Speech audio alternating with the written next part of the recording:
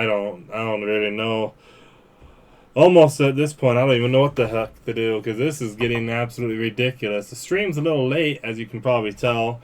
Not like it hasn't been late before, but well, a lot of technical difficulties. Started up the stream a few times and it was only getting me like freaking 3 frames a second, which anyone would know that's basically just 3 pictures. That's it. That's all you're getting. Nothing else. My wife's... Okay, you got that all added back in. Sweet. So we got all the tabs back because there was a little kerfuffle with that when I was dicking around with OBS and Rumble. Because for some reason the stream key stopped working. It says that they will need to be refreshed periodically. So it's a good practice you had to find it again. Yeah, that was a pain in the butt because I hadn't had to go and find it. Now I know where it's at again. And hopefully I don't ever lose that again. But yeah, pretty freaking terrible. Jeez, yeah, that kind of threw off the groove. I was like all ready to get going, and now I'm just like my motivation is shot, absolutely shot. I'm sore. We've had a rough last 2 weeks at work for the most part, doing a lot of more physical labor rather than just sitting there watching my boss dig. So we'll see that. Why do you like being the kind of supervisor? How they always represent the supervisor being the one who's watching one person work. Basically, it's like that's all I do is pretty much just spot for my boss. When you got a really good hoe operator in the pipe company, and you're the ground guy, you're his lead pipe layer, you really don't have to do much because he can pretty much get just about anything. You only have to hop down a few times just to get a few tiny things he normally can't get, which is pretty rare when you got a really good pipe foreman like he is. Didn't you say you've been having to use a jackhammer, and then you decided to try to compete against a youngling with doing push-ups? No, jumping jack, not jackhammer. A jumping jack, no, and then, yeah, I just did a bunch of push-ups, and I'm pretty damn sore from that on top of already doing a lot more physical labor I'm not used to. Helping out the concrete guys or prepping for concrete guys. Anyone who's done it knows concrete work sucks ass. Really sucks ass. And props to all of them who do it every single day. I hate it. I absolutely hate it. But you still love your job? Mm-hmm. Just don't love the concrete job.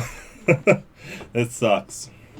And don't forget, if you're interested in getting a plate for Utah for the 250th anniversary, you can start ordering it June 1st. And it has to be ordered by July 31st, 2027.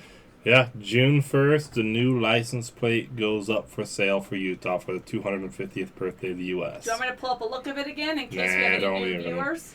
Don't even worry about it. I'm pretty sure they all know what it looks like. It's the best looking one announced so far. I haven't heard about any others. We need to look it up again. Yeah, we can always look that up for possibly next week. Oh, and on that note, too, next week we have Guys Night, so there is that going for us. So Guys Night's coming up this next week.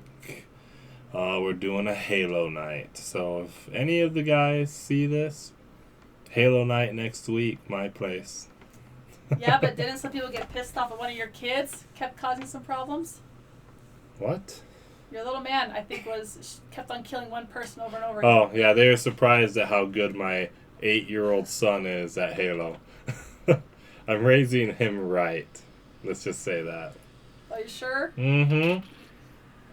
Oh, yeah. Absolutely. Yeah, when he targeted one person, they did not like it because they weren't expecting him to be as good as he is for just being 8 years old. Well, let's get into it. Even though my motivation is shot, let's try and go ahead and get through this. We got a bunch of different stuff pulled up. Primary topics today is we got a couple things from SCOTUS, some Supreme Court rulings that came out that are fantastic, and we also got some more crap on just data centers across the U.S. as a whole, not as whole, whatever.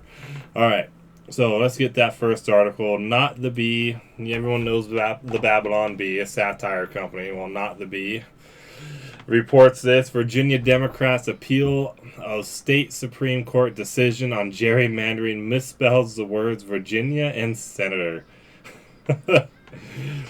As you can see right there, they've got the misspellings of Virginia and Senator there.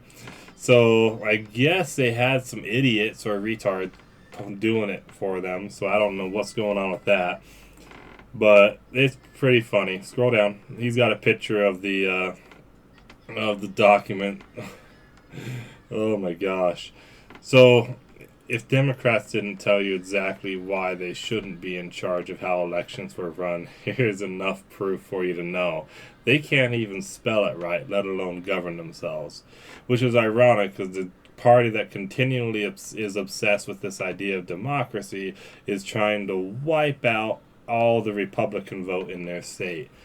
At least when Republicans are doing it, we don't pretend to support democracy. We don't like democracy. We like the republic as it is.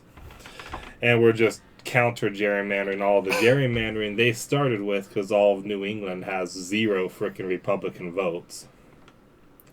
But the update on this, though, is it went to the Supreme Court, their appeal, and the Supreme Court has declined to even hear it. So basically, I told my wife this a while back. I gave her my prediction, like, yo, what's going to happen is it's going to go to the Supreme Court, and I bet you they won't even hear it. They'll be like, this is a state issue inside your state based off the process you guys have established in your Constitution. We don't even care, let alone whether or not they have jurisdiction even matters. This isn't even about whether someone's rights are being violated. This was just about the process. They violated the process. And I think we went over last week, didn't we, the process they have? Yeah, that it has to go through two. It has to go through votes. An election, 2 votes with an election in between. Mm-hmm. So they have the state legislature has to vote on it. Then it has to have the populace vote on it during their election. So the populace has to be okay with it. But then they also have to have the election. And then after the election, the new state legislator that's been elected has to vote on it again. Effectively kind of like, say it's a really hot issue as to whether or not it should even be passed. Well, what it would effectively do is give the new legislator, in case it was such a hot issue that people actually lost their seats on it or gained seats on it, just the issue being a campaign issue itself would cause those people to gain or lose seats. So basically what it's saying is like, here's this issue, vote on it. All right, vote on it again in the general election, and then the new legislator, in case this was a hot button issue in the campaigns, gets to vote on it again to see if they're going to keep it. And they didn't vote on it with a second legislator, a legislative vote.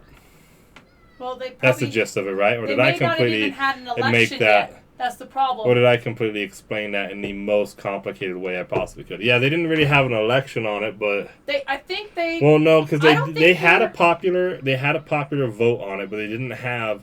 They tried to go ahead and just get it crammed in, but they didn't have a new legislator vote on it.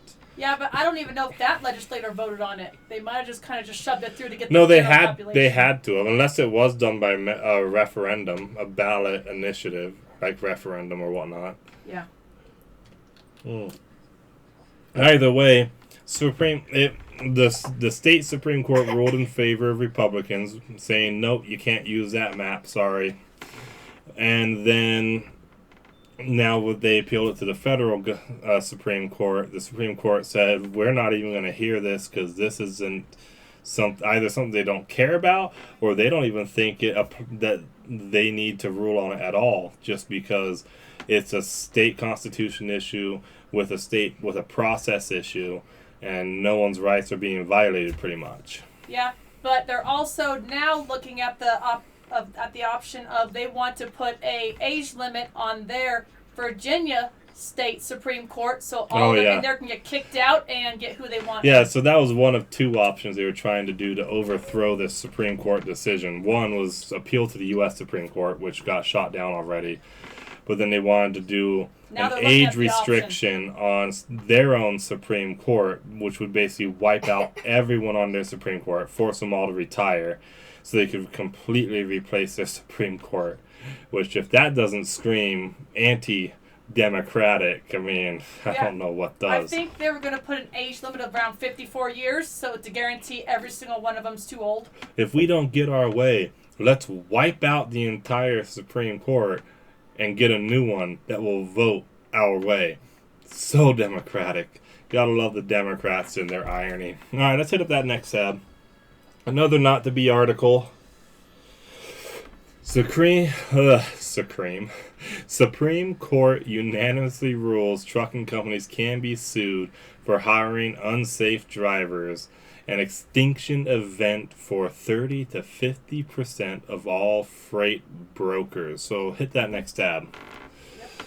So we can scroll down through here, but in general, what effectively it means is there's multiple levels to these various companies. Some of these companies just like contract people or contract other companies effectively. Like your brother-in-law runs his own trucking company, right? Yeah, but he's also been being like, I think you'd consider the broker or the logistics, where he arranges jobs for other truckers. But he's done trucking for over 20 years. It's actually kind of funny because this sounds a lot like some of the welders we had on this last job we did, where he's an independent welder, but then he gets a contract with us to do welding on pipe, but then he turns around and hires like 2 other independent welders under him.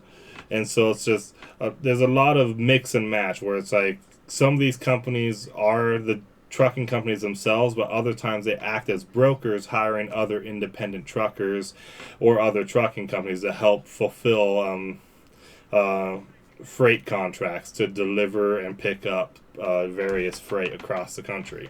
Mm-hmm.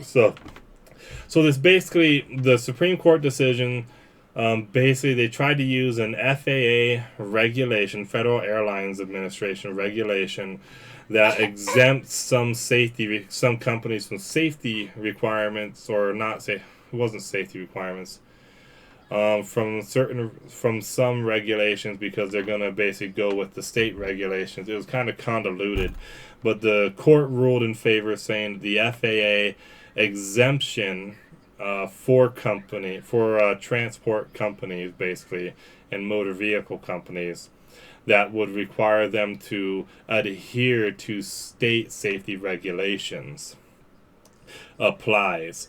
And so that way these companies now can be sued if they're contracting or if they themselves are hiring drivers who are unsafe, which basically would mean a lot of these illegal immigrants in various states that are just being given driver's licenses. Mm-hmm. These companies can now be sued for doing that. And the Babylon Bee article said 30 to 50% of these companies could be liable to lawsuits. Yeah. Now, to be fair, that's if one of their drivers is involved in an accident. If all their drivers do a good job, then it's not an issue. Mm-hmm. But let's scroll down through the article. There was some actually really interesting information you had highlighted in here, but I know there's a lot highlighted here. Keep scrolling down. There was a spot where it talked about 130 right in here, 3 days. An argument about it is they argued they should not be held responsible for safety screenings, as they say it's the role of the federal government to license haulers. That was what they were trying to say, why this should not go through. Well, it's not. But the thing is, the federal government doesn't really license the haulers. Like, it's a federal license, mm-hmm. but in general, though, it's being overseen by the states. Yeah, but they're trying to push it. It's the state's fault that you gave a license to these people, but then now it's saying, but no, it's also your responsibility to make sure you vet who you are hiring. Yeah. So the CBS News investigation documented how thousands of trucking companies have evaded federal oversight by reincarnating under new names. Yeah. The investigation found dozens of such companies that have hauled loads brokered by C.H. Robinson, some resulting in severe crashes. Yeah, so if you're not understanding what happened, basically what's going on is these companies, they have a bunch of accidents, and then before they actually get an investigation from the federal government for having so many accidents, they'll effectively shut down, start up a new LLC, a new company, and then transfer all of their freaking materials and equipment over to that new company. And so the Old company that has the bad record is now dead. It's just a shelf company, basically, or a shell company. And the new company now has a clean record, even though it's all the same drivers, all the same equipment and everything.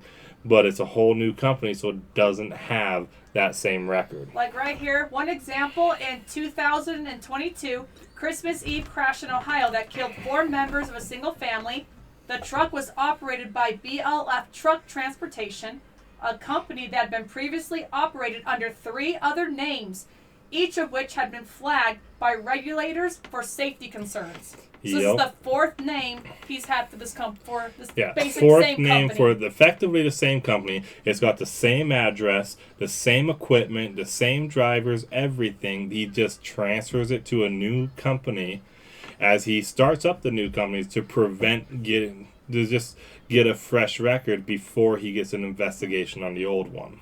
And Alexander Delgado, the operator of BLF, testified in a deposition obtained by CBS News that a representative from C.H. Robinson coached him to open up another trucking company after his previous company faced a government shutdown for safety problems. Exactly what I was saying. Scroll on down. I know there's something. Oh, yeah, right there. That's messed up.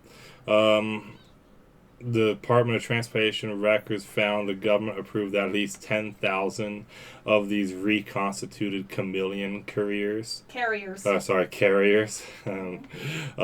2021. It's like, that's screwed up. So that's a good name for Since a chameleon. 2021. They just keep changing the name. Yeah, pretty much. It's the same company. Pretty much. Scroll on down. I remember there was something about setting up checkpoints. Scroll down and get that one out of the way so we can keep going down and looking and reading.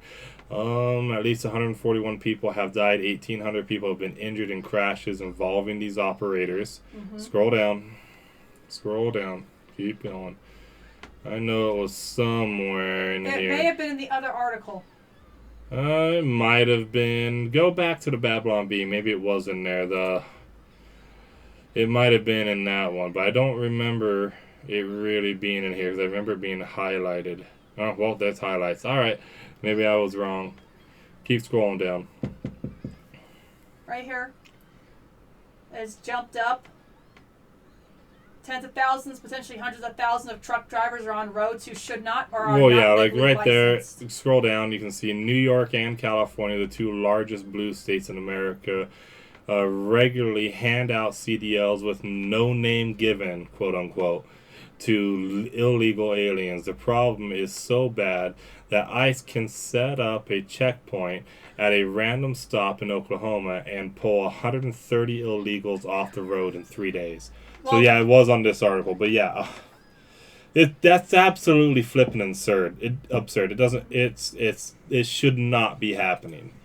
You should not be able to just go and set up a random checkpoint in a state and in 3 days pull 130 illegals off the road who are driving as a CDL.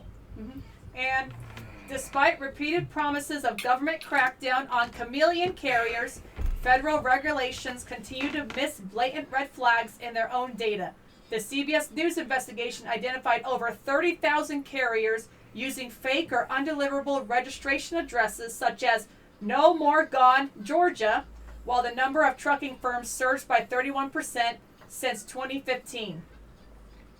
So this is really an additional update on previous stories we talked about with this whole truck driving issue. All the various fake companies, and then there's companies that are giving out CDLs by actually just helping them pass when they shouldn't be helping them pass. It's freaking messed up. And right here, Kyle, Justice Amy Coney Barrett wrote that the federal transportation law exemptions that the broker said protected it from liability in state courts included an exemption for cases involving motor vehicle safety. So they were using that exemption, but I guess they didn't pay attention to it exempted motor vehicles. No, they were using another part of the law. Mm-hmm. And then Amy Coney Barrett pointed out in the decision that there is an exemption for the motor vehicle safety, and that's probably where they have to abide by state regulations and whatnot.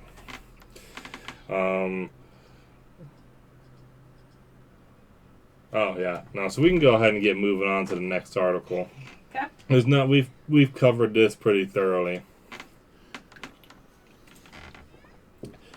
So there you go, at least with that. So let's get on to the next issue: AI data centers. This has been a hot button issue lately, especially here in Utah, because we got that scumbag Kevin O'Leary, aka Mr. Wonderful. Not really that wonderful right now when he's trying to cram this down Utah's throat. He's a lying scumbag, and I will say he's a lying scumbag because there is a lot of conflicting information coming out of his own damn mouth when it comes to what's happening with that. And hopefully, it looks like on the 30th, Saturday the 30th this month, we'll go ahead and do a live stream specifically on that data center. Because you're trying to get a guest. Oh, I've got a guest that's coming. Our friend Brandon. He's a delegate here in the state of Utah. At least last I remember, he was a delegate here in the state of Utah. But then he also has family who are in the industry that deals with not AI data centers, but things built for AI data centers. And he might be getting another guest that would come on with us as well. So we'll see. But he's got a lot of information on it. A lot of scientific information he's going to prep and bring. So we'll be ready to go. Or are you getting lonely and you wish you had some co-hosts? I am getting a little lonely with just you and me. Don't worry. The guys will be back soon. They're just still dealing with some personal stuff. Not so personal. You guys know what it is. We all know what it is. But we just won't talk about it. Because, you know, number one rule of Fight Club is you don't talk about Fight Club. But they're both doing good. They haven't come back early, which is a good sign. So scroll up. You guys probably read this. AI data centers are targeting unincorporated rural areas to bypass growing bans and regulations. Just like what's happening in Box Elder? Yes. So this is the thing. Kevin O'Leary is claiming that, this operation is coming from China. This opposition is coming from China, and these people are being bussed in. And it's like, really? Are they, though? When everywhere you go in the country, there are cities banning or putting moratoriums on new data centers because they're getting sick of these data centers. Like the one in Georgia that was just shown that they've stolen 30 million gallons of water, and they're stealing it so fast that people in the area noticed that their water pressure went down. Mm-hmm. And we actually looked up the numbers, and that data center stole almost 30 million gallons of water, and it said it was about 44 Olympic-sized pools. And we did a calculator. What it calculates to is if you're looking at the way water is measured in agriculture and whatnot and in water rights, it's measured in acre feet, and it's 92.06 acre feet is what 30 million gallons is. It's like if you look at the grand scheme, the amount of water we're talking about is not very much, but compared to like how much it rains, for example, in Box Elder County every year. But those little bits add up, and not all of that goes to the Great Salt Lake either. Some of that just goes into the groundwater in the area. Some of it becomes runoff that runs into the Great Salt Lake. So the question is exactly how much is it over that period of time, and how much are we losing, how much are they taking, and whether or not they even have a closed system, which I don't know if they will, and I haven't heard a confirmation that they will, so I could only assume that it wouldn't be. And the Box Elder Data Center wants about 13,000 acre feet of water. 1,900. Yeah. 1,000, well, I know. That's the total long term. But just for the startup and also construction, they want initially 1,900 acre feet. Mm-hmm. And that 30 million gallons was 92.06 acre feet. So if they want 92 acre feet, which is way more than you'll ever need for construction, which means the overwhelming majority of that is just for the data center, the initial construction of the data center, not the full expansion, because they're not going to build it all at once. They're going to be expanding it out. But It's absolutely absurd how much water they want. But that's still ridiculous when you think about it. 92 acre feet versus 1,900, and that is 30 million gallons of water. Yep. That's a lot of water. And how much was it saying? They were wanting 13,000 total. Yeah, because they were getting they supposedly were buying the land with 3,000 acre feet, and they were doing a contract close by of another 10,000 acre feet. So they want 13,000 acre feet roughly. Yeah, clear. That is a lot of water. When 30 million gallons was only 92. That's 30 million, yeah.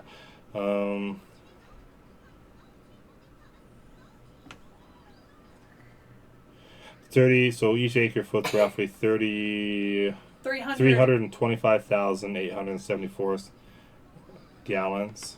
Yep. So then we'll times that by 13,000, which my calculator will probably say all sorts of weird shit. Holy shit.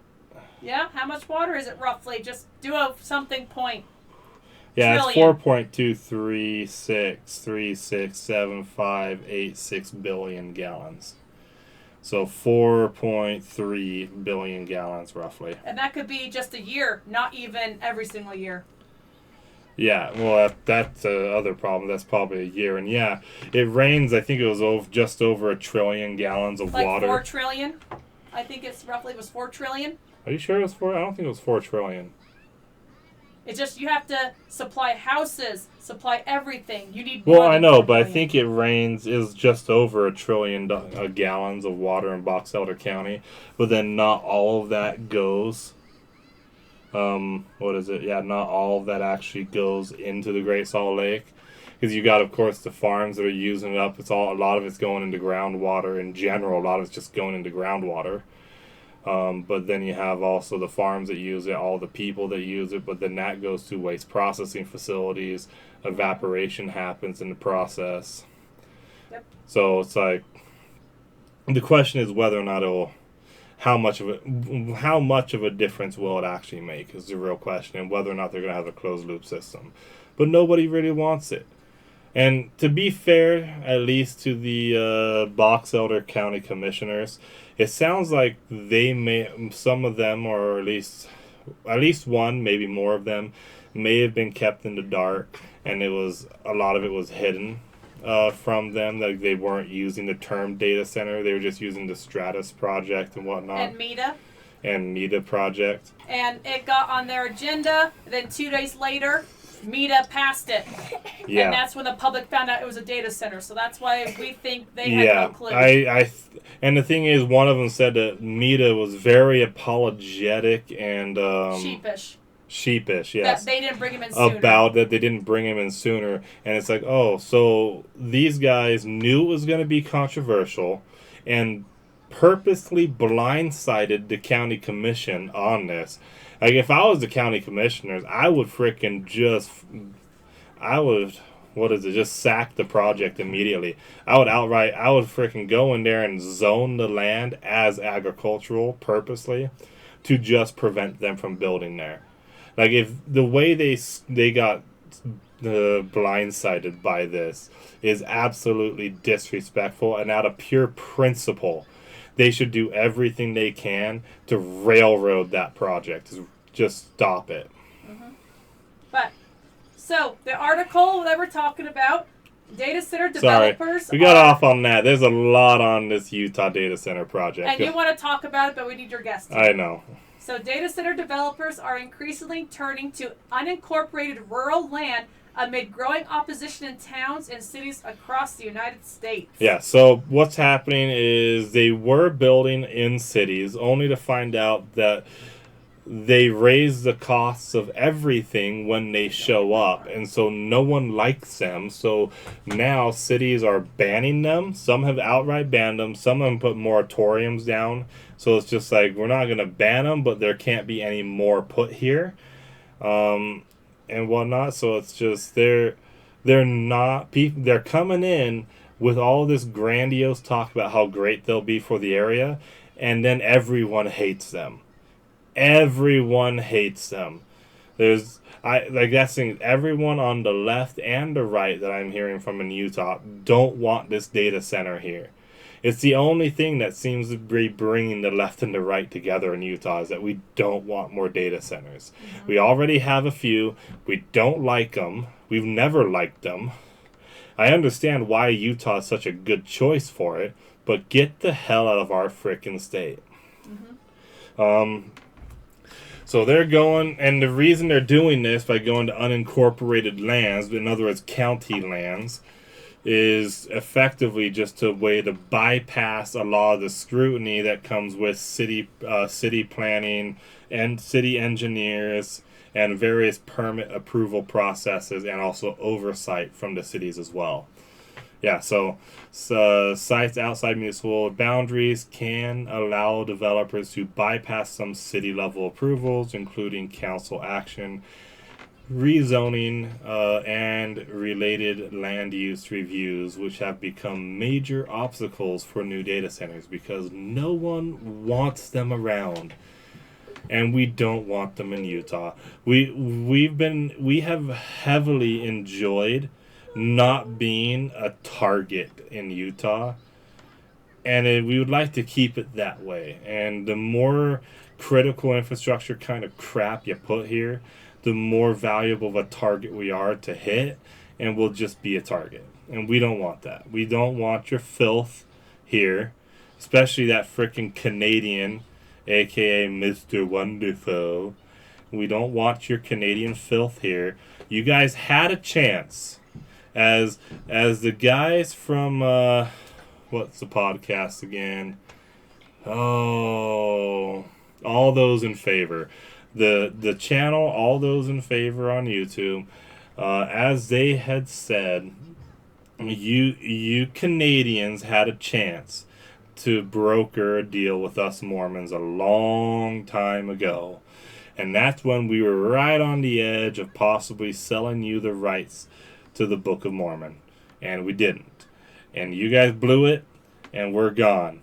And there's no more negotiating with frozen terrorists of the North. We don't like our snow terrorists. We don't like our sand terrorists. Just stay out of our country. Oh my gosh, I am getting this box elder one's always just kind of filling up my freaking head lately because there's so much going on. It's like I'm unable to avoid it. Mm-hmm. But here's part of this. According to building in county-governed rural areas can remove a layer of regulation, even though projects still need approval from county commissioners, planning boards, and water authorities. But it does remove a layer of that. Scroll back up just a hair. There we go. One approved project is a 9 gigawatt data center in unincorporated Box Elder County. Kevin O'Leary's given us a lot of misinformation about this. People are claiming that it's bigger than San Francisco.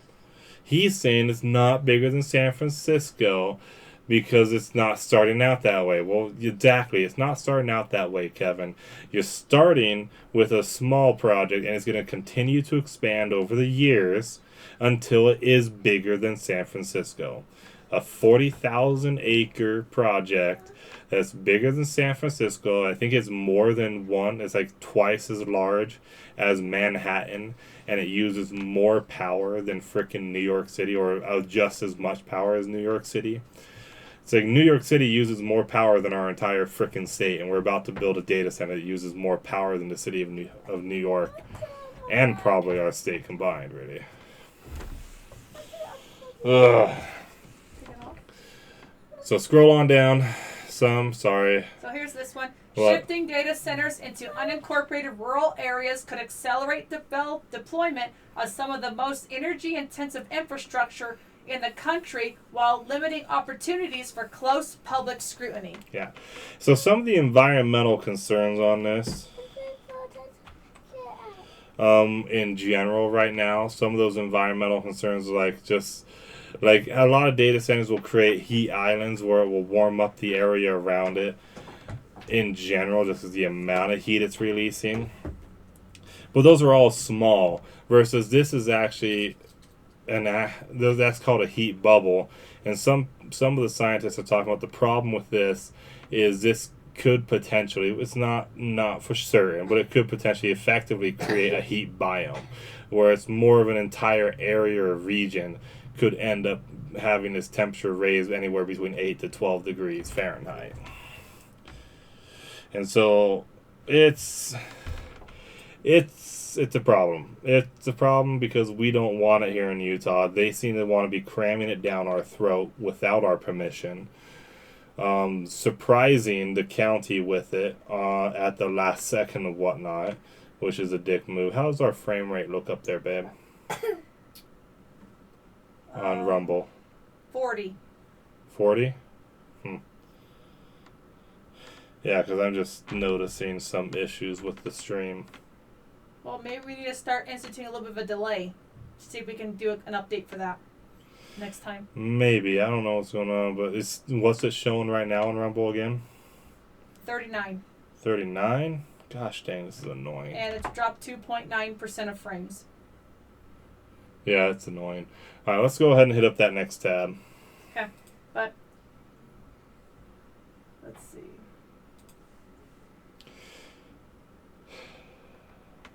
Alright. I know, you're tired of data centers, so...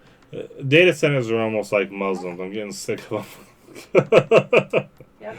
Alright. 800-acre data center approved after residents pack marathon meeting in protest. Scroll on down. After hours, hit refresh. See if it fixes the highlights that you did. Scroll down. Nope. Oh well. According to Fox 4, the Red Oak City Council meeting drew so many people that reporters were almost unable to get inside.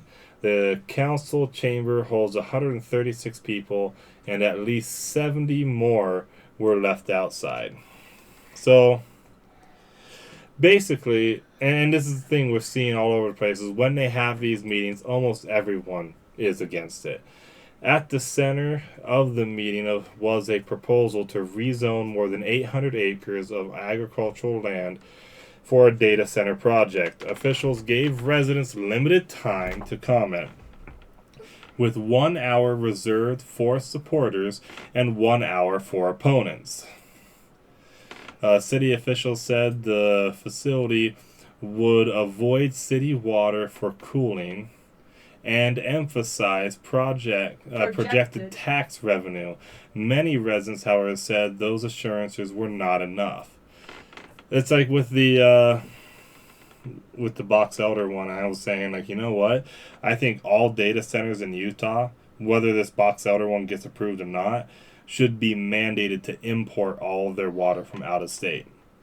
It's like that way they're actually being beneficial to us. They're bringing us water while they're also doing their job and actually creating jobs for us, rather than freaking using our water and making it harder for us to do what we want.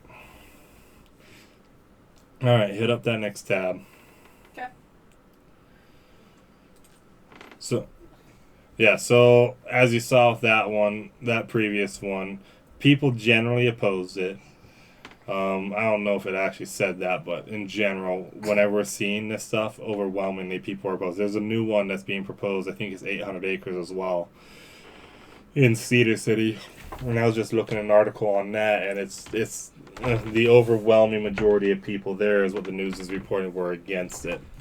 So, AI expansion threatens power supply for 50,000 Lake Tahoe residents. So, scroll on down. So, this is kind of where my headline comes in, where freaking AI demonstrators are stealing from the poor. Kind of a funny statement, considering that the people of Lake Tahoe are not poor people. They're typically pretty wealthy if they're already living up there. Yeah, but if they could be people who bought the house years ago before the boom, and so Yeah, I it know. was. But in general, their property values are up. They're probably Airbnb-ing their properties out and making a good amount of money. But nearly 50,000 Lake Tahoe residents face uncertainty after a Nevada utility said it would stop supplying wholesale power to the region as data center demand surges. So let's just cut off some of the power to these people, just so that way, don't worry about it, babe. Yeah, just so that way we can get this power to the data center and make a premium on it, because we can charge them a little bit more because they need it that badly. So Liberty Utilities, the California utility serving Lake Tahoe, said longtime supplier Nevada Energy Plus Plans. supplier Nevada Energy plans to end full requirements power service for after May 2027 in a March filing with California regulators. Liberty requested authorization to seek replacement energy contracts beginning June 1st of 2020 in 2027. Yep. The move reflects how expanding artificial intelligence infrastructure is reshaping regional electricity planning and transmission capacity across the West.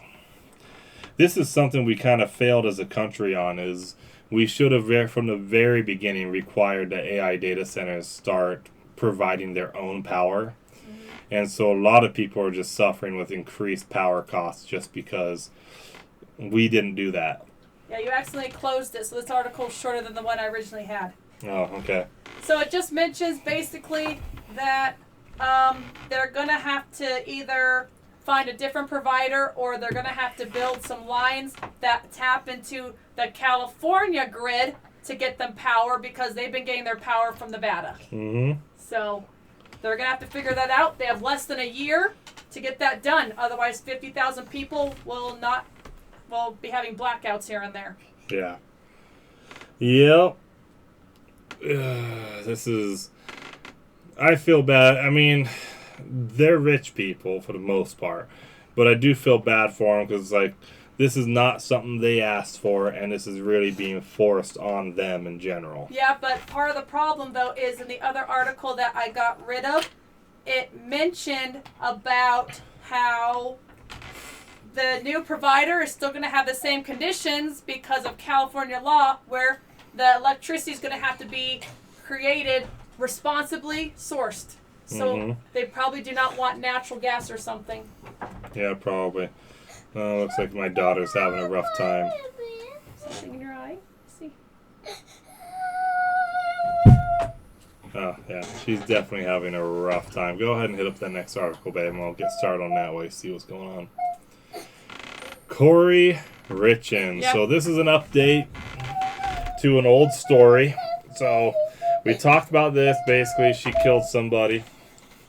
Corey Richins sentenced to life without parole after her sons say they fear her. So she has been sentenced to life in prison.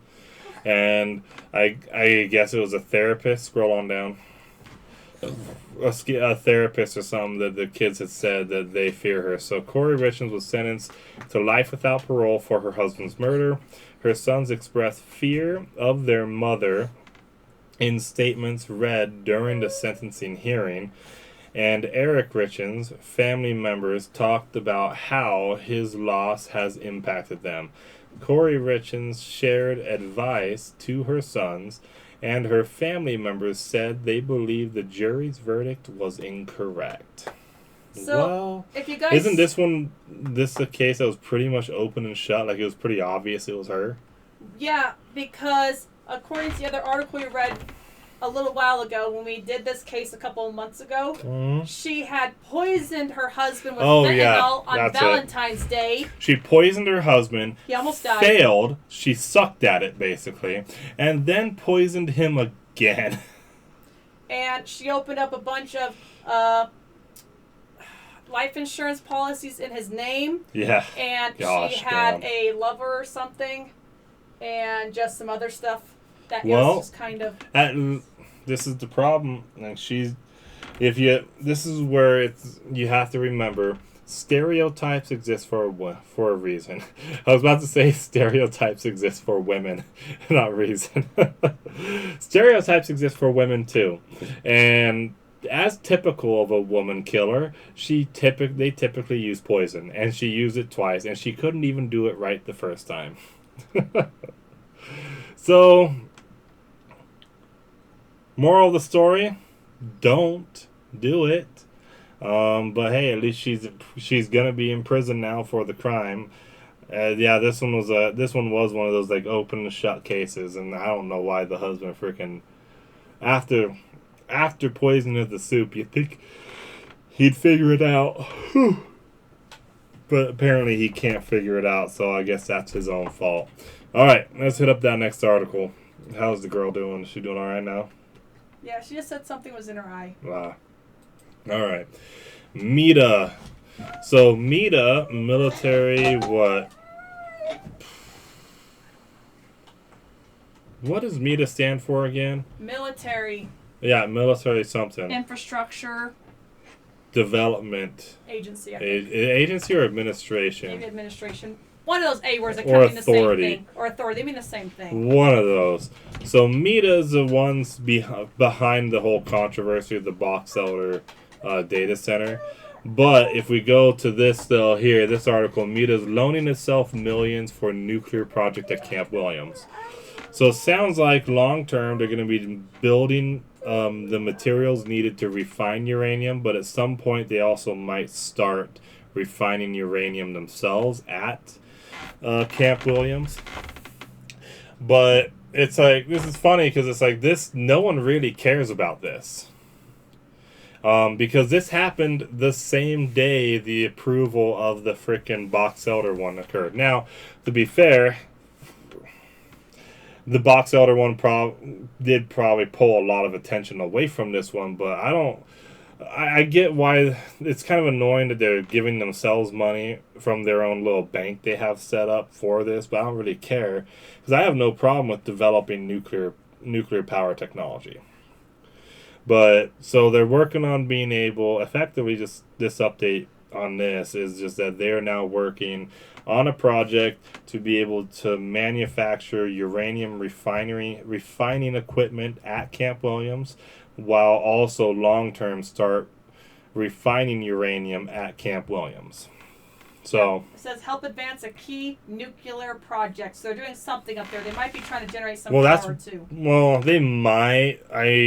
I think there was talk about actually getting Camp Williams its own nuclear power plant, just so that way they never have to rely on the more unreliable power sources like solar and wind.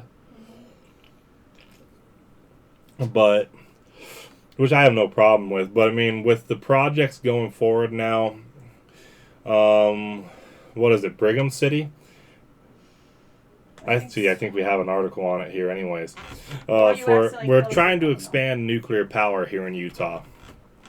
And so there's a few projects already where they're trying to get nuclear power plants here, and there's, I think, going to be up to 10 power plants. These are smaller, more modular nuclear power plants in Brigham City, which I believe we have an article here on that anyways. So we can get into that in a second, but it would make sense that they're trying to build this out because they need this for the future nuclear projects here in Utah. I just think this is interesting. So the META Executive Director, Paul Morris, spoke. The result of that will be a great benefit to the state and employment, but also some residual income will go back to the National Guard. Some. Yeah. What does residual income mean?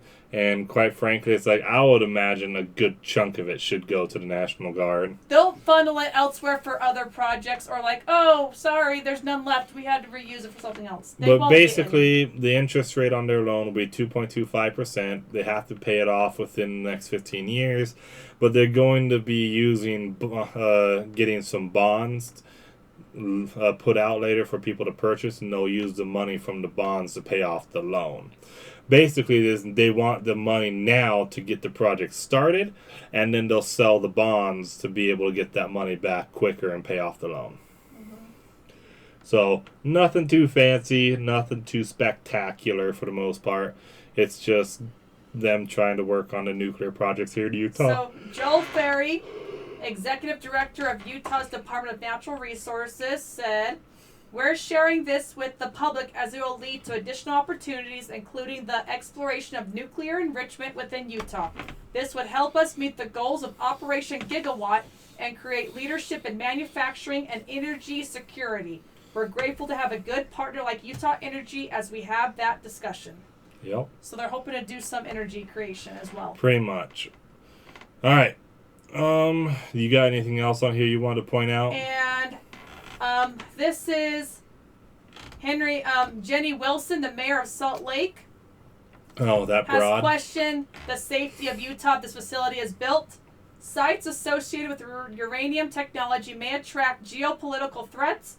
Utah has long benefited from a strategic low-risk position.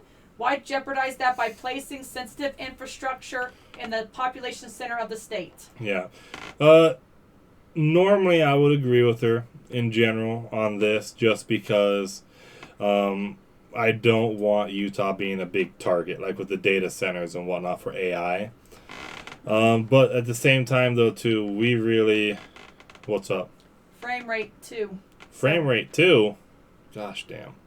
What the hell's going So on? we'll check it out, and if we need to, it's live 55 minutes. We'll just Yeah, I'm seeing it now, too. I don't we know will what's going reload on. the recording if we have to. Let's just reload the recording after we're done. Yeah, I don't know what's going on. This is pissing me off why this is an issue. I don't understand why it's an issue. Our kid downstairs, he's not playing a game that's streaming or anything. He's just watching movies, right? That's as far as I know. Yeah, he was. He better be. Unless you want to run down there real quick and check. Yeah, I know. She's asleep in your arms already. Yep. Okay. Yeah, I don't know what's going on. Why this is? What's the frame rate right now? 0. 0? Go to the opening screen.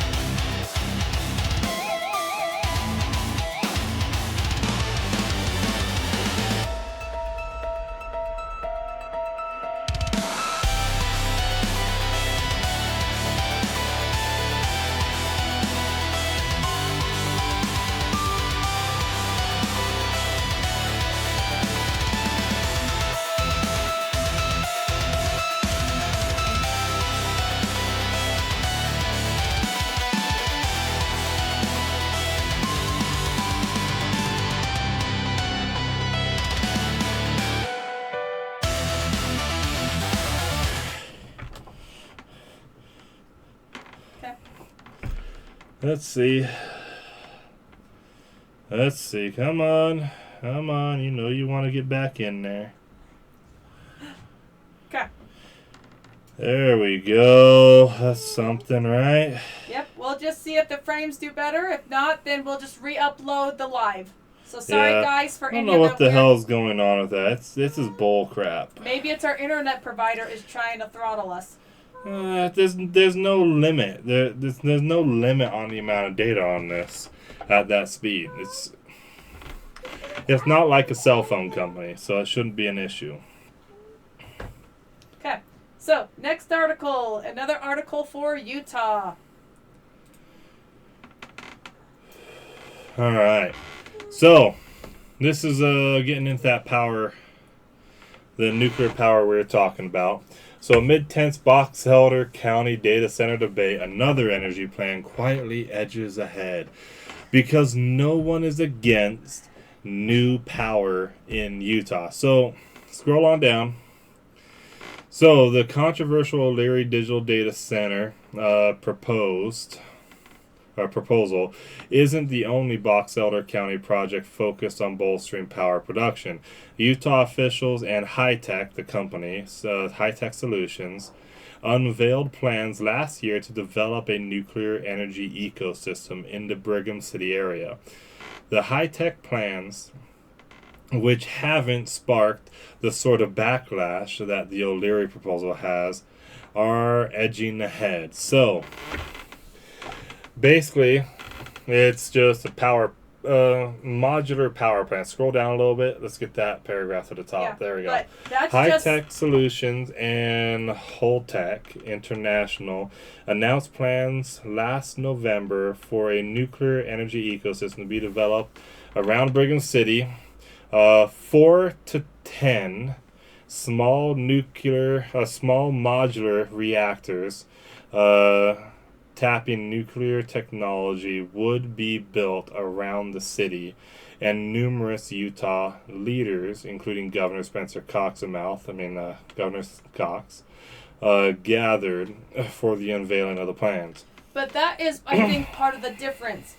We're talking about a power plant. It will provide power for the city, for the state. Not suck power from the state. A data center is going to suck the water out of the ground. It may also put contaminated water back into the ground. It's going to put fumes into the air, cause problems. So and there's a difference. If you scroll back up and look at the photo, this is a rough rendering of what one will look like. Not terribly huge when you think about it. Like, you look at that parking lot for the most part. This is not a terribly huge facility. So anywhere between 4 to 10 of these scattered around probably the outskirts of Brigham City area or somewhere in the general vicinity of it. But 4 to 10 of these small things, and if you look at that, it doesn't look like a typical nuclear power plant that everyone sees in the images or in the movies. That looks more like this is a closed system, so they don't use and waste water away like other systems. They take the water, cool it, and recycle it for the purpose of being able to continue using the same water. At least when I look at that image, that's what I'm seeing. 'Cause I don't see those massive stacks that the steam comes out of from boiling the water and then using the steam power for driving the engine that actually generates the electricity. This looks like a more closed system. So, yeah, it's going to use water, but nowhere near as much, because there is always going to be some loss no matter what. When they're using the water, even if they recycle 100% or do their best to recycle 100%, there's always going to be some loss. It's just the nature of reality. But at least this isn't going to be guzzling water like many data centers do. Like, just guzzling it. So scroll on down. We got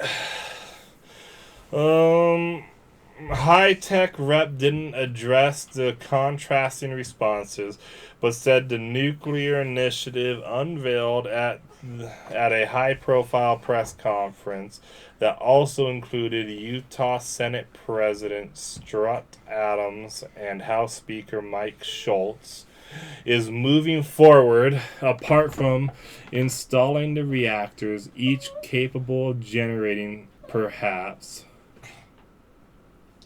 300 megawatts of power, or 1.2 to 3 gigawatts in 4 to 10, if 4 to 10 are built.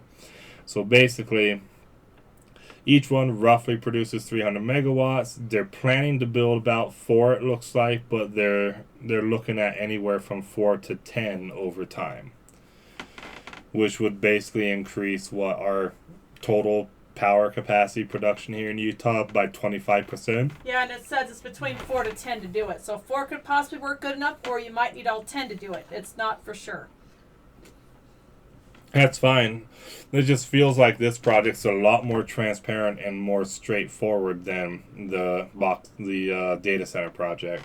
Yeah, probably because the data center is meant to get money in someone else's pockets. They use a lot more room, and they're just not willing to be as open because people don't want those power plants. People know we need the power plants. Yeah. So there are some environmental concerns with this, but if it is a closed loop system, then they're going to be recycling the water. So radioactive water isn't going to be as much of an issue. And even then, if it goes into the Great Salt Lake, it's not like there's much living in the lake. Maybe our mosquitoes will get a little bigger. That's about it. Or maybe our mosquitoes will get 2 needles to poke you with instead of 1. Don't they harvest stuff out of there? They harvest. Yeah, on one half of it. So the lake split in half Yeah. because of that railway that's going through it. There's a little bit of intermingling because they do have a bridge there to allow water to pass. But for the most part, one side is like freaking hella salty, and the other side is still hella salty, but not as salty. And I believe it's the side that turns red is the side that they harvest the brine shrimp from. Yeah, shrimp one. Which is quite the nice economic boost here because brine shrimp are used in a lot of various things, especially at SeaWorld, feeding the whales and stuff they have. Yeah, so we don't want that drying up. We need to keep that economy going. Yeah. No, that we've actually been able to use the grapes, even though it's so salty, we've been able to use it for stuff. So there are some environmental concerns, but for the most part, though, there isn't the freaking outrage about this like there is the Box Elder. I mean, not Box. These are both Box Elder County. One's Brigham City, one's just a data center out in the middle of nowhere. It's going to be wiping out a ton of our beautiful land and turning it into a shithole bigger than San Francisco. All right. Let's hit up that next tab. And there's also some public scrutiny we'll bring up about certain people in the Utah's government that have land close to that data center. Yeah. And maybe did on purpose. Yep. All right. So down in southern Utah, TikTokers, some dipshit from the city, it sounds like he's from Salt Lake, goes down to southern Utah and desecrates this gentleman's land that he has oats growing on. Frickin' driving all over it, taking pictures of his frickin' truck, and damaging his crop. And they're arguing, oh, it's not clearly marked private property. And it's like, dude, it's a farmland. And on top of that, you've got his pivot system for his sprinklers to water his crop right frickin' there. And we'll watch the video, but the farmer has it fenced off on 3 sides. But then the 4th side is a construction site, which means you have to trespass onto a construction site to then be able to get onto his property.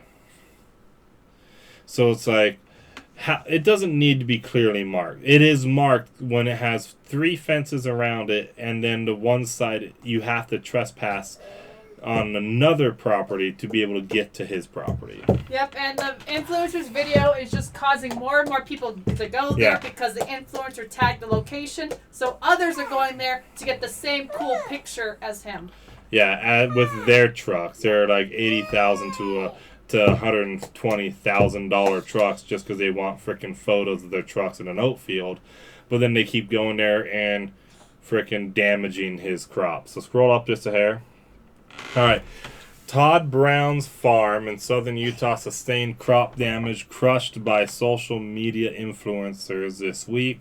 One influencer's video led to continued trespassing and destruction of harvestable oats, he said. Local law enforcement issued citations. Brown urges respect for private property. This is where, like, I think it's Texas. I don't know if they still have this law, but they had a law at least for a while, and it might still be this way, where if someone's trespassing on your property, you have the right to use lethal force. This is where I think Utah should have that. It's like, you know what? At this point, just he should have the right to be able to just put a chunk of lead in that guy's freaking engine block. and cause him like $100,000 in damage. Because it's like, you shouldn't be going on this guy's property. You're damaging his crop, damaging his livelihood. It's like, and what if your freaking truck all of a sudden has an issue and starts leaking oil in his field, and now his crop's contaminated and he can't harvest that shit and sell it? That's the question. Is it going for human consumption, animal consumption? Oats, it could be either. Yeah. It could be human or animal consumption. It's oats. Yeah. So it could be for either one. But he can't harvest that if it gets contaminated. And depending on the situation too, it's like if it's supposed to be organic, for example, you have to be very specific how you even harvest the stuff, because you don't want to contaminate the crop. Yeah. And if they're doing that, they could contaminate the freaking crop. Todd Brown manages a farm in Hurricane that harvests many crops, including hay and oats. This past Sunday, he noticed tire tracks in his oat plants with much of the crop entirely ruined. Basically, they're driving around in it. I don't know if they're doing donuts or not, but I mean, if you're just driving around in it, you probably are causing a bit of damage. Yeah, but he's mentioning that other influencers are coming to the exact same place because it's marked. It's sort of like, oh, someone's parked there. I need to go to another spot that's nicer and greener. So they're destroying multiple spots. Yeah. No, they're definitely going. It's funny because these people are claiming that his crop's actually unharvestable. And it's like, dude, in the video you can see it coming up to the farmer's hip. Like, it's tall. It's a good crop. He's got a really good growth this year, despite how bad our frickin' our rain has been and our snowpack has been this year. He's got a really good crop going. But that just makes me think a lot of these people don't know how food grows. You have to get it growing green like grass, and then other parts will grow out, and then like the grain will appear. That's the other thing is, these city boys, so many of them are just completely disconnected from the food chain. They don't understand how any of this works. They don't even understand how to grow their own crops in their backyard, let alone how to freaking grow a crop yield large enough for hundreds of people. Yeah, like this is the starting part. Soon, it'll start either flowering or start making the stalks for where it will make the oats. That's the part that they don't know about. They don't understand. They think it's just tall grass. Yeah. But it's not.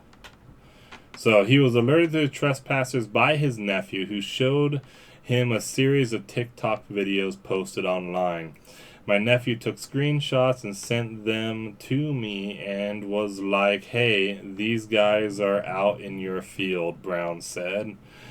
Brown said he waited several days hoping it would stop, and when he kept seeing $80,000 trucks roll in or more, some of the pictures that some of them are worth more than $80,000, and seeing them take videos in his crops, he decided to involve police. I was coming out every morning watching my fields and watching people pull into my field, he said.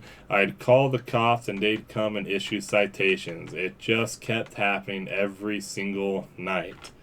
Which is why they probably the officers just need to start confiscating cars to get these guys to stop coming to their property. Just start confiscating them. Yeah, but that's the problem impound those vehicles and make them pay it bigger than just a citation. That's the problem with influencers is someone starts it, everyone keeps seeing like, oh, I need to go to that same place. That place looks cool. And that's the problem. On this note, I think the guy should just declare his entire field a total loss and sue the influencer for 10 times the value of the crop. Because it's just like, at this point, you got to hold someone responsible, and you got to hold responsible the person who freaking did it in the first place. So, scroll on down. There's a post with pictures. Let's go ahead and hit that next tab. We can go and look at those. So, click on the video. It'll pull it up for us. Oh, I'm asking. I don't know if y'all can hear that or not. I have a serious issue. After the diesel truck event on Saturday, some influencers decided to make a TikTok video and pulled out in a construction site as well as out into my active farm field and destroyed my crops trying to make their TikTok videos. And somehow they posted the location, but every night since the event, there have been people out here in their $80,000 trucks, driving in my field, mashing down my crops, and I need help. I need the community to come together, and if they see anybody out in these fields in an $80,000 truck, call it in, call the cops. I've already done it. There's been citations issued, but the problem is still continuing. And they're claiming that it is not posted private property, so they believe they have the right to come out and make their TikToks on any property that is not posted private property, and they're causing crop damage and claiming, oh, it's not even a harvestable crop. Well, let me show you.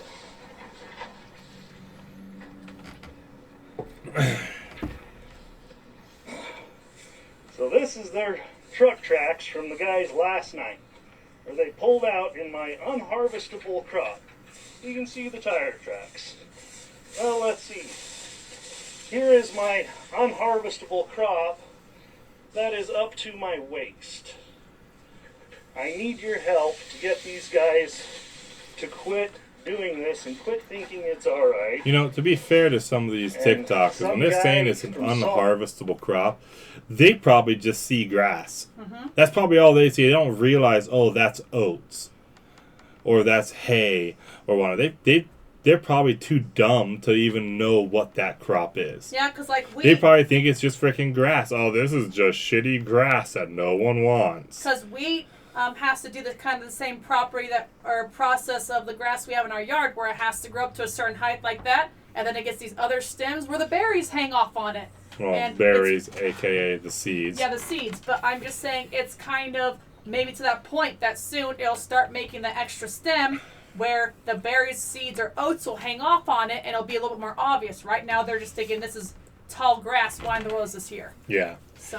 I don't know. Maybe we should launch a campaign of just freaking going onto these TikTokers' pages and just downvoting their videos and just telling them how stupid and idiot, how shitty they are as people. So. Let's go ahead and. Let's go look at the photos real quick. So here's some of the trucks that people have out there. That's a nice engine block to ruin with some lead. That would be fantastic. Continue. I wouldn't mind doing it. Oh, is that a license plate there? Are we able to zoom in on that? I don't think so. Try zooming in on it. Yeah. Oh, there's a license plate. Zoom in some more. Zoom in some more. That's as far as you're going to That's all we're going to see. Alright, that is a license plate right there for anyone to look up because it is publicly accessible information. And they are the ones who posted an image with their truck like this on there. So that was their choice to be public about it. It's not doxing if they're the ones doing it to themselves. So, do what you will. But yeah, you can see for each of these people, they want their own individual picture. They're going to go to a different section where no one else Well, is yeah, driven. exactly. A lot of them, if they're going to do photos, they don't want to go and just... they're either going to try and follow someone else's tracks perfectly, or they'll just go to a new spot that's undisturbed for them to do their photo. That's pretty much what's going to happen. There's another one down there, 3 trucks. There might be one right there next to it. So, to be fair, to these guys, the farmer is probably wrong. Todd, these are probably much more than $80,000 trucks. Mm-hmm. But when you got pavement princesses like this, don't drive them through a construction site. You never know what will happen there. And you know these are pavement princesses. None of these people actually use them for what a truck is really designed for. So, hit that arrow. Let's see. Okay, it goes back to the video. Alright, so, yeah. Stay out of people's private property, and maybe we need to get a law in here that allows the destruction of vehicles that enter property illegally. So,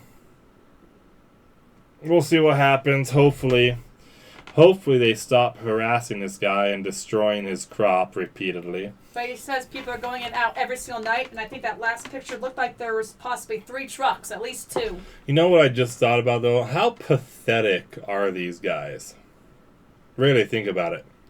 These guys doing this, how pathetic are they?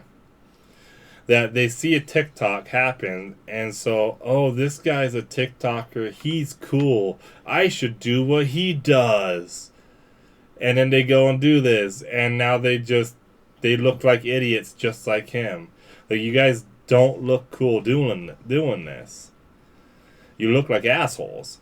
And you look pathetic if that's how you show how cool you are, is by copying someone else instead of going and doing your own thing.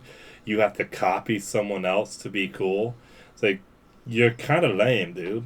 Mm-hmm. Like, shit, go do your own thing. All right, next tab. Let's get on with the night. So, a little moment for these firefighters to be heroes here. 25 million bees saved by firefighters after a semi-truck breaks down in Parley's Canyon. So, as you can see the way those honeybees are shipped. So these honeybees, if you don't know, I'm a beekeeper. What happens is local beekeepers like myself, I haven't done this, but beekeepers like myself, they'll take their bees and they'll lease them out. And so all these bees are, at this time of year, they're probably coming back from California.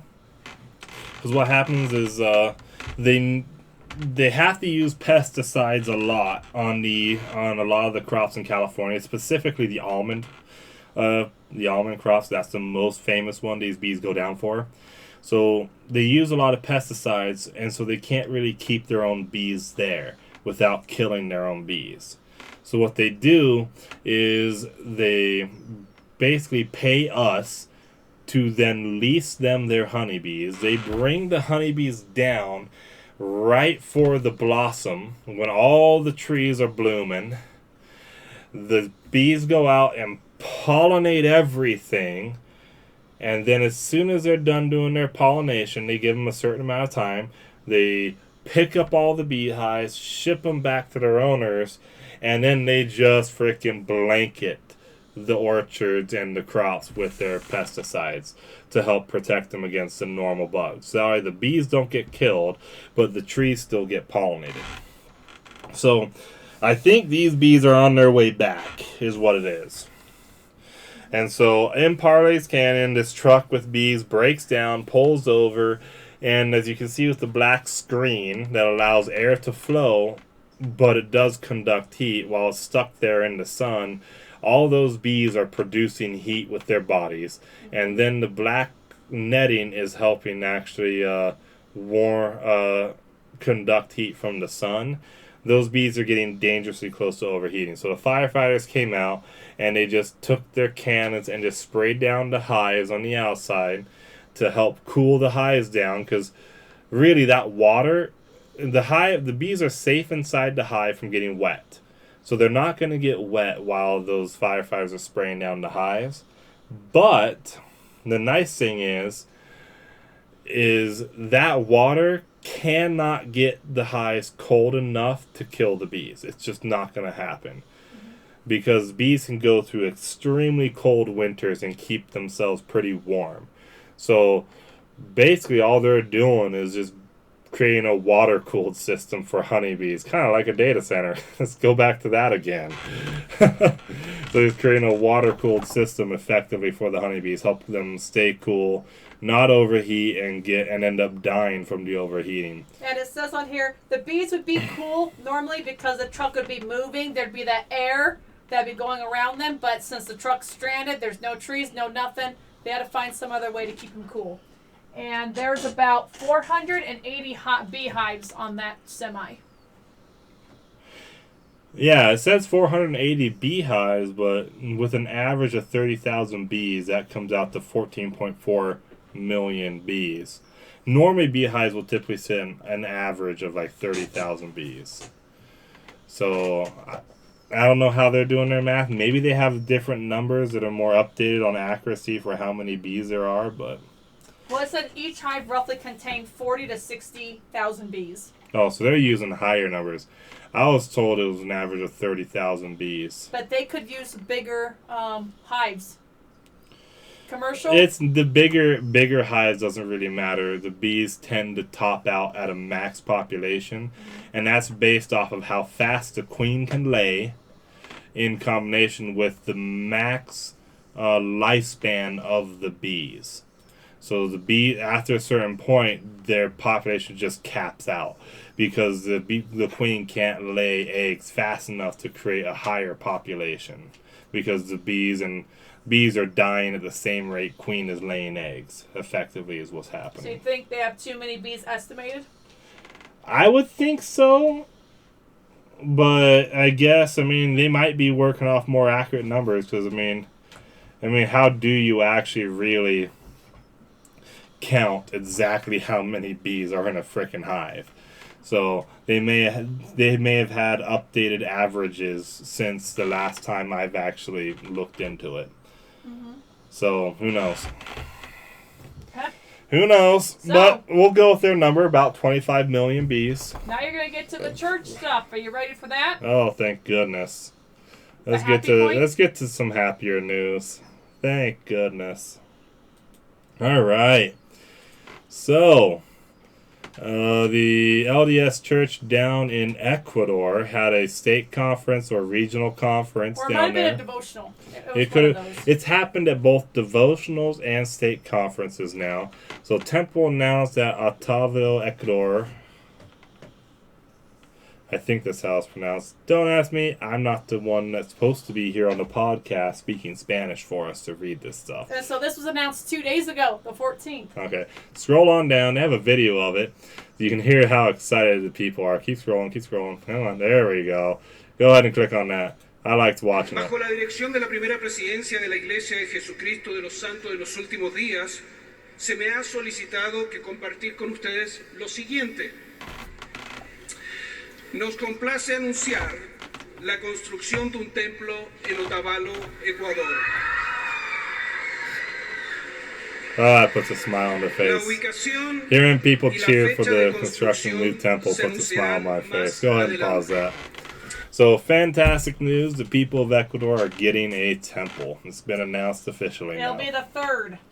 Another temple, sorry. But that's the thing, though, too, is there are some countries where there are members there in Ecuador who probably remember, like, when the nearest temple to them was inside the United States.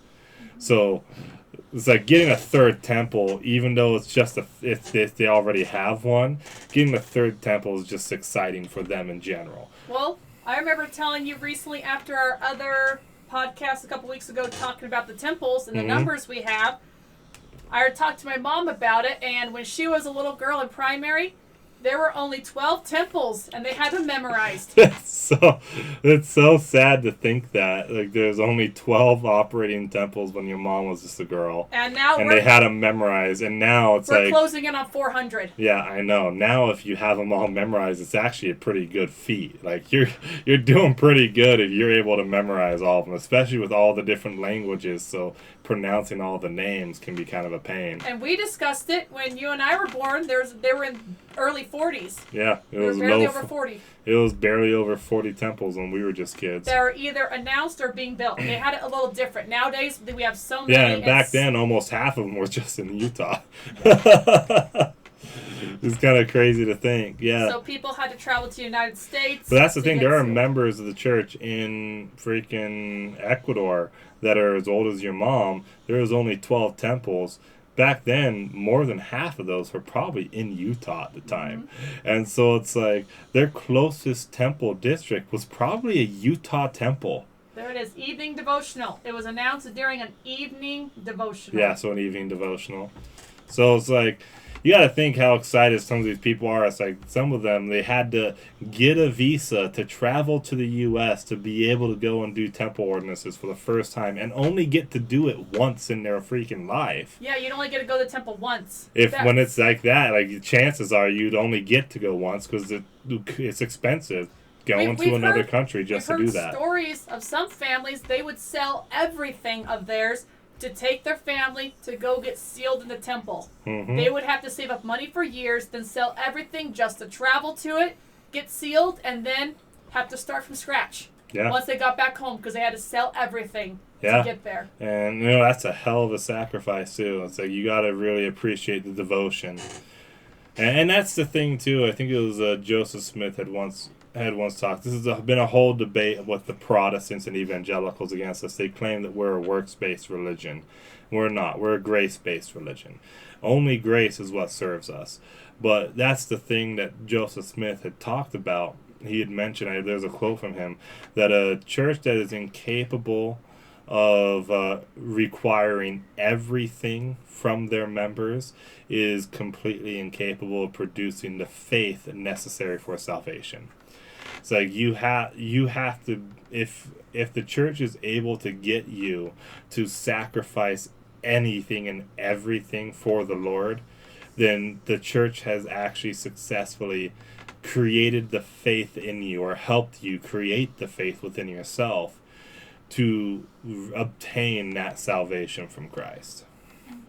And so, yeah, congratulations to the people of Ecuador. You're getting a third temple now. So, well, I was looking at it. Apparently, we have a temple that's been announced for Russia for a while. It's just, I think they're having issues settling on the right place for it. I don't know if it's settling in the right place or just still it's dealing Bureaucracy? with the bureaucracy in Russia. It could very well be the bureaucracy in Russia. Because remember, I think their predominant religion is Orthodox Catholic. Yeah, and so I don't think there are very many LDS there yet. No. Yeah, so it could just be in general that it's just bureaucracy. Dealing with the Russian bureaucracy is a pain, so it's just taking a while to get it for them. Yep.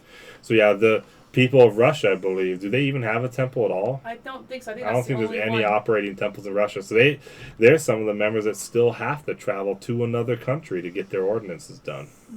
Which is kind of sad to think. It's 2026 and there's still people who have to go to other countries still to be able to get their ordinances done. Yeah, could you imagine that? Only getting to go to the temple once in your whole entire life? Yeah. Yeah, that's pretty rough. That's why we are lucky here in Utah. We have so many. Mm-hmm. When we have a couple more announced to get built. Yeah. Well, that's the thing. It's like we have so many, we can kind of pick and choose which ones we want to go to. And now the people of Ecuador finally actually get to experience that. It's like, oh, I want to go to this temple today instead of that temple. But then the people of Russia, they're just like, we'll be lucky if we get to the temple in the next 5 years, let alone whether it's in the next week. Yeah. So yeah, let's keep pushing the church forward. Let's keep the whole thing growing. So we got temple open houses and dedications coming up. So the Philippines temple is already done. It'll be dedicated very soon. The 31st of May. Oh, the open house is just finished. Okay, yeah. Mhm. I was wondering what you meant by already done. Yep. So the open house is just finished, and then the 1st of what? Oh, 31st of May. Yep, the dedication will be 31st of Yeah, May. the 31st of May, the dedication will be happening. And then the That's actually going to California- be the day after, babe, our Box Elder County And this episode. one, you and I would have loved to go see it, but we don't have the money. Its dedication is in June 7th, so just a couple days later. Dang. Yeah, that's a beautiful temple right there. Click on that. Let's look at that real quick. That is gorgeous. I love that architecture. I like this. That looks so nice. Mm-hmm. I love all the details. It looks so pretty. Actually, now that I think about it, have you noticed a lot of the new temple designs? The doorway, what do you notice about that doorway? In general. Yeah, the arch. That. Mm-hmm. A lot of the new temple designs, now that I think about it, are actually emphasizing the arch that the church has, or effectively that the church has in its logo now. And down here it says a little bit of information. It was announced in 21, groundbreaking 22, and it's going to be dedicated in just a couple weeks. Nice. That That would one be got awesome. fast-tracked pretty well then. And it'll be on But 5 it is acres. California, isn't it? Yeah. Yeah. 5 acres. It will be, the total floor area is almost 31,000 square feet. Wow. 2 instruction rooms, 2 ceiling rooms, and 1 baptistry. Really? Mm-hmm. Just 2 ceiling rooms, 1 baptistry? I mean, that's pretty normal for just 1 baptistry. Some have 2. But then the instruction rooms, really, only 2. That's interesting. Well, I would have expected it to have more, but oh well. I mean, it works out. All right, let's get back to the other page. Scroll on down. All right. the open house is already happening up there in Oregon. Yeah. It ended just barely, and also June 7th, it's going to be getting dedicated. Click on that picture. I like the windows. Look at the blue windows. Oh yeah, that's nice. They don't quite have the arch as emphasized as that other temple does. I was just curious if they had an emphasized arch like that But as I well. like the gold emphasis. Mm-hmm. That looks so pretty. No, that is quite nice. Go back. Let's see. Scroll on down. So, the Brazil temple, the Belo... I don't even know how to pronounce that. It's Portuguese, whatever.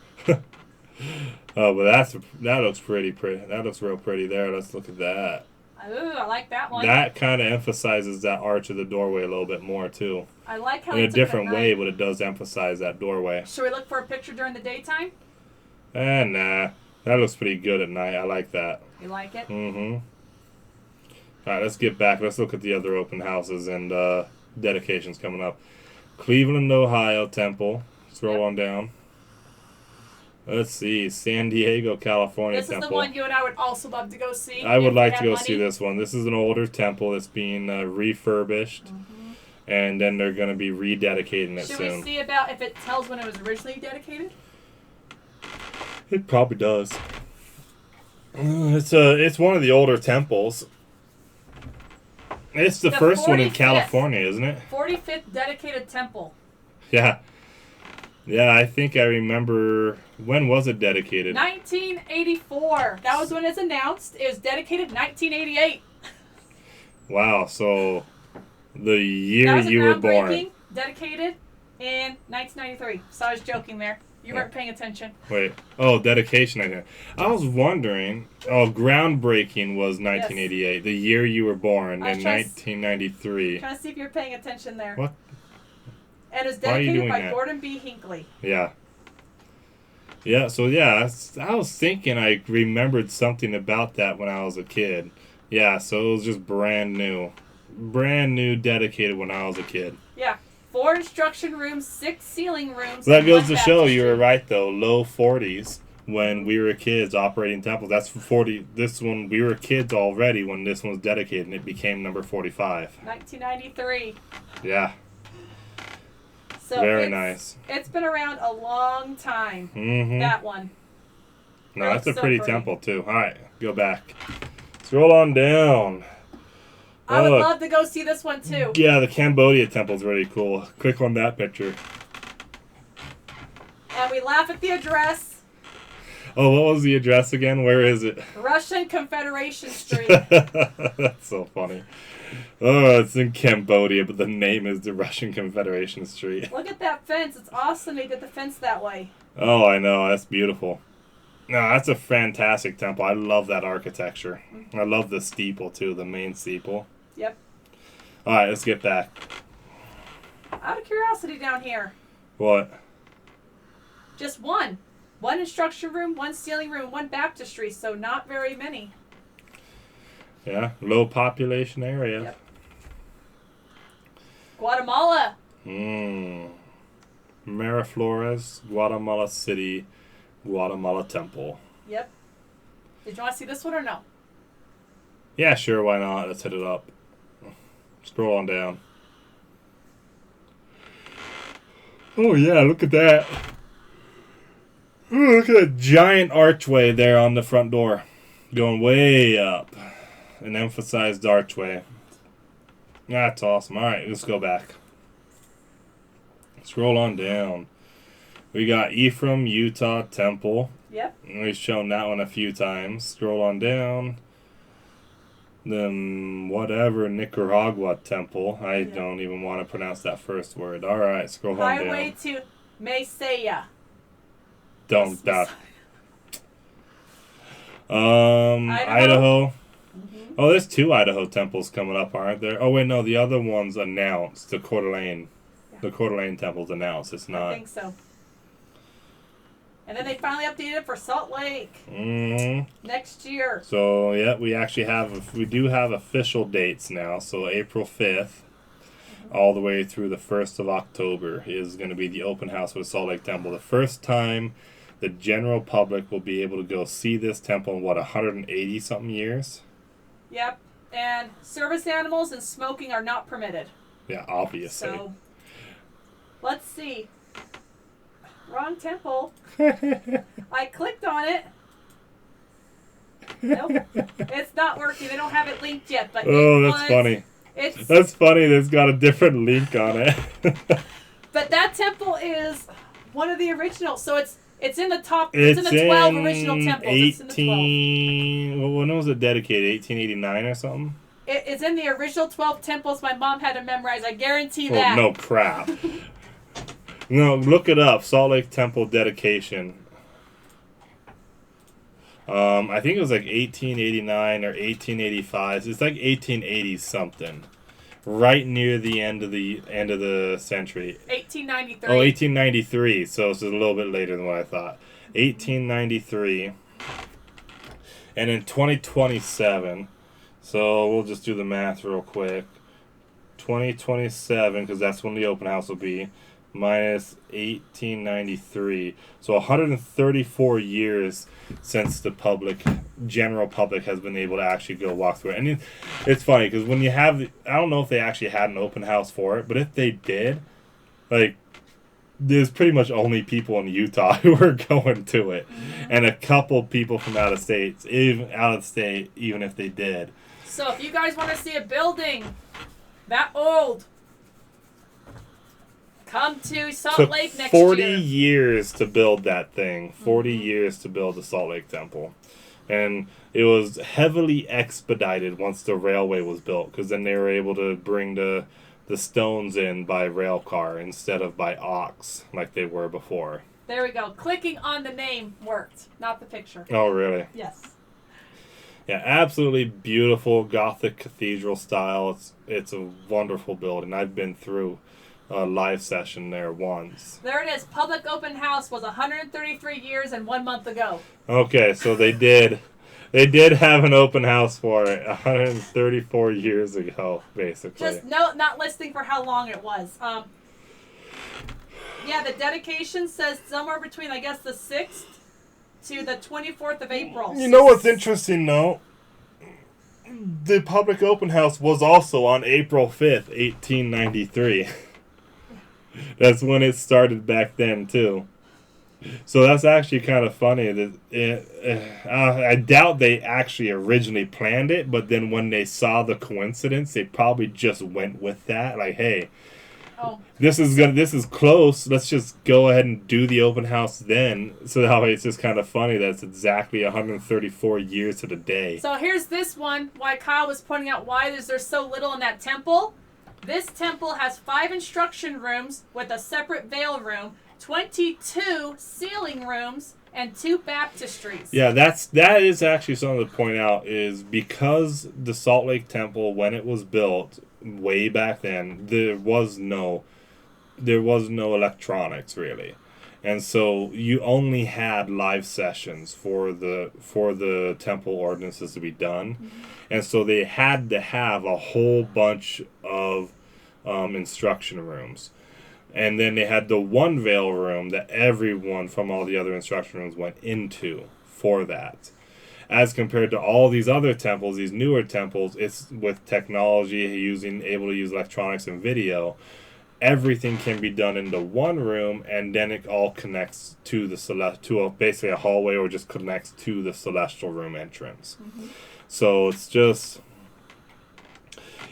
is what it is. But yeah, it's a relic because of the way it was designed for how things operated back then. But I don't blame them for still having those 22 sealing rooms. You have so many couples they want to be sealed in the Salt Lake Temple, so they are constantly using.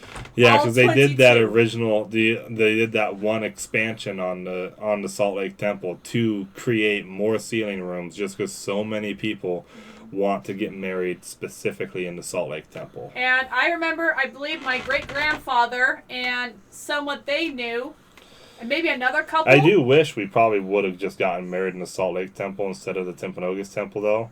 Just because then that way you would have actually been able to go through the Salt Lake Temple, because you haven't gone through it at all yet either. And that's one thing I wish you could have experienced was a live session. But that's something I think about what I was just saying about my great-grandfather. Mm-hmm. I know him and a friend and maybe another person, they had to go to the temple in southern Utah. Which one was that?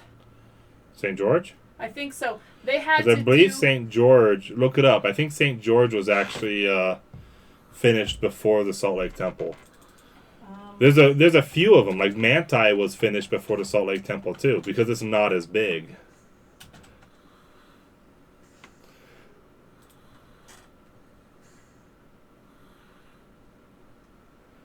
Put date at the end of it. That might help pull it up for you. 1877. So yeah. So it was dedicated almost 30 years before. No, 20 years.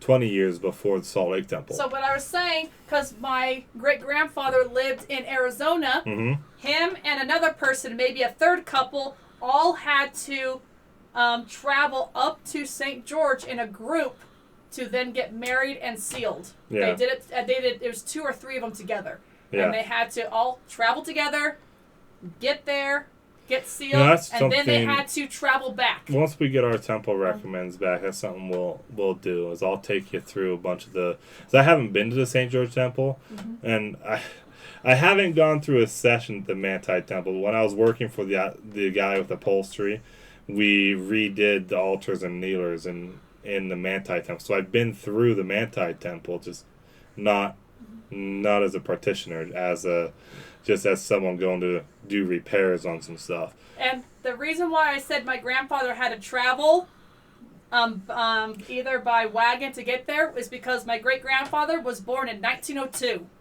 But also a lot of your family's from Sanpete County, so the Manti Temple is pretty much like part of your family heritage there too. Yeah, but the other half comes from down in southern Arizona. Yeah, I know.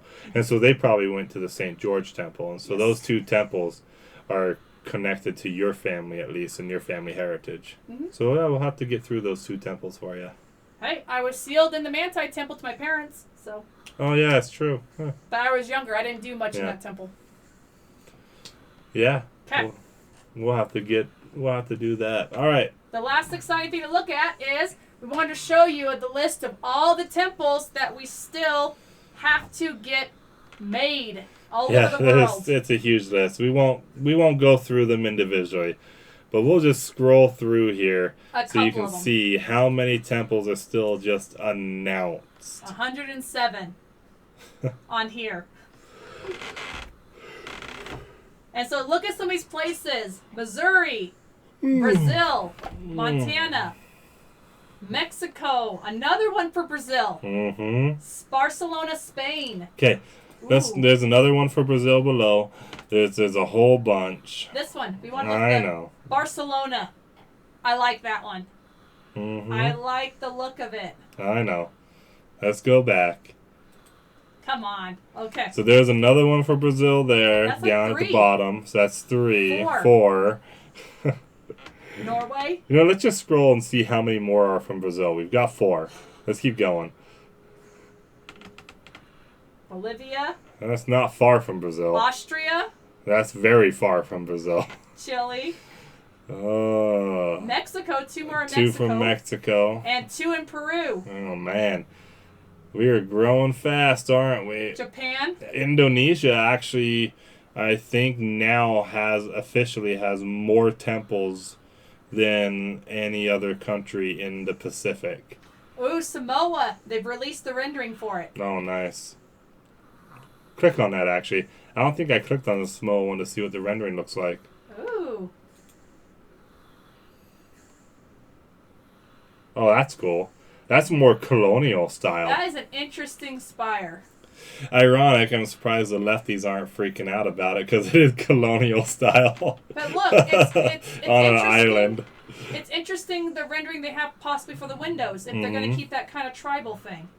It's not much to it, but I mean that's it's different. I can't see the detail from here. It looks like kind of like a cross, and then inside of it, it looks like a square with something in it. That's Interesting. black, red and black, because Samoa Polynesians they do like red and black, and like their weaving rugs. Oh, okay. I think that's what I'm saying. It feels kind of like that a little bit. Okay. To me. But that's cool. So we have 4 for Brazil. You wanted to see some more? Utah. There's always going to be a bunch in Utah. That's how it always is. Ohio. Colorado. Argentina. Oh, 5 for Brazil. My dad would be excited. Yeah, I know. He served his mission there. Look, 5 for Brazil. Another one for Mexico. That's like 3 or 4 for Mexico. Gosh dang, Brazil probably takes the cake for most temples announced. Oh my gosh. Keep going. Nigeria. Another for Mexico. That's like 4 or 5 That's 3 or 4, I think, for Mexico now. Peru. Another for Peru. That's like, at least 3. Yeah. My goodness. Another Nigeria. That's Yeah. like at least 2. It's growing fast down there.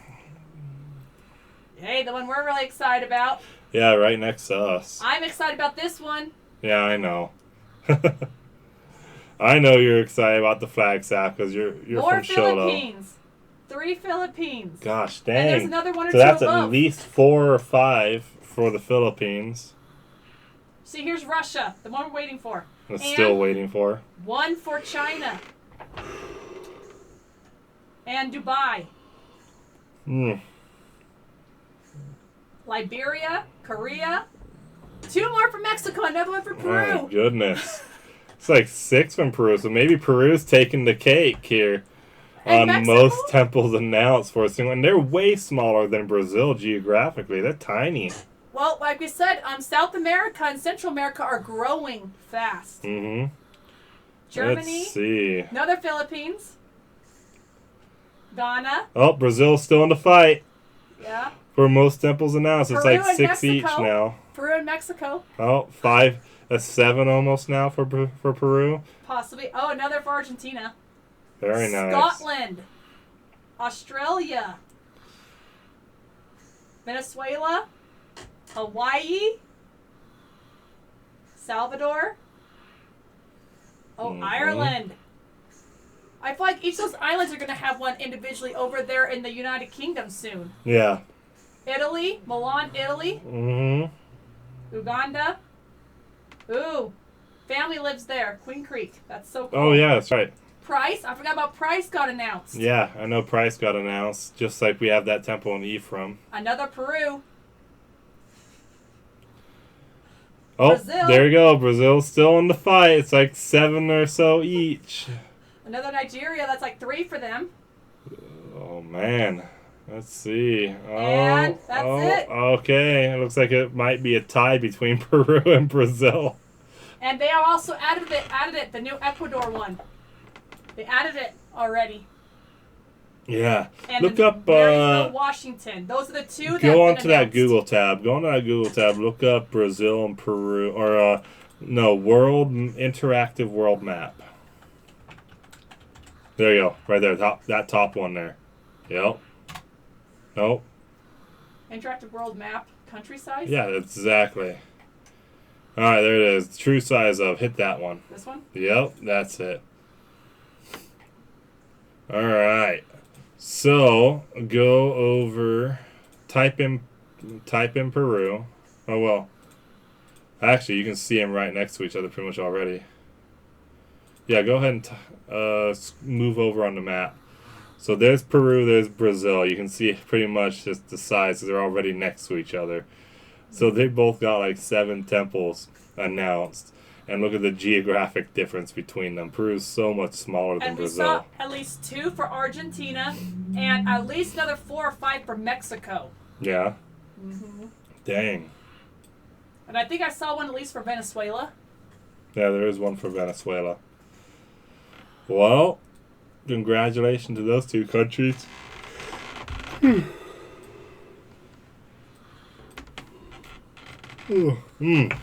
Well, I think that's pretty much it for the day, so let's go ahead and get out of here.